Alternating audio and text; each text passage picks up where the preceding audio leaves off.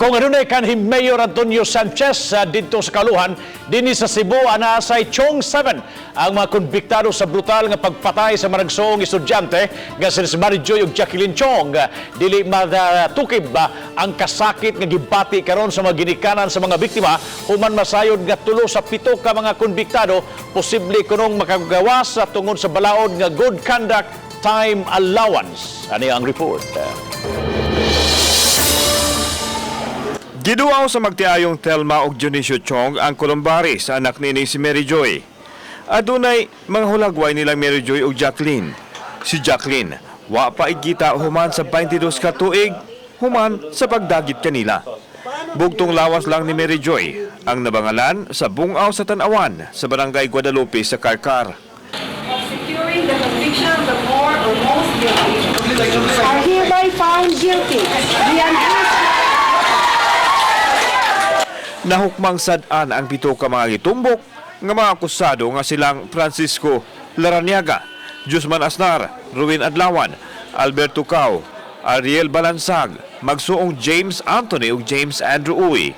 Samtang nahimong state witness si Davidson Rocha.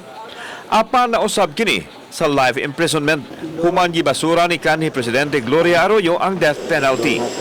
Nakaangko na unta og gamayng peace of mind ang pamilyang Chong apan nibalik ang kasakit bihang na sayran nga apil sa mapagawas sa prisuhan ang tulo sa mga konbiktado tungod sa good conduct nini sa prisuhan.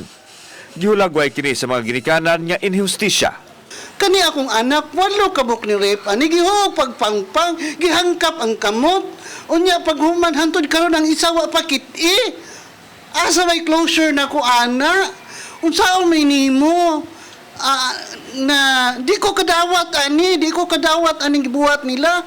Ita kasabot sa hostisya karon murag gibaboy na mga gunigod sa mga kuan ko naglingkod din ha. Plano karon sa mga ginikanan nga mapadangat ang ilahang apilar ilabi na sa presidente nga dili mahatagan o kagawasan ang mga nalambigit sa heinous crime. Lakip sa gikasakitan nila ang gikataho nga pag-avail ni Paco Laraniaga sa proseso aron hingpit na kini makagawas. Si Laraniaga atoan na sa bilangguan sa Espanya apan gikundinar kini sa mga Chong. Manawagan ko niya, unsa naman yung hustisya karon? Na injustice naman ko. Nag-justice ba ko? Na injustice na gyapon ko. Pura kog namatay ang akong anak usab. Una na gilimod sa kadagkuan sa Bucor nga mipirma sila sa release order sa mga konbiktado sa Chong rape slay case. Kauban si John Solon, ako si Alan Domingo. Balitang Bisdak.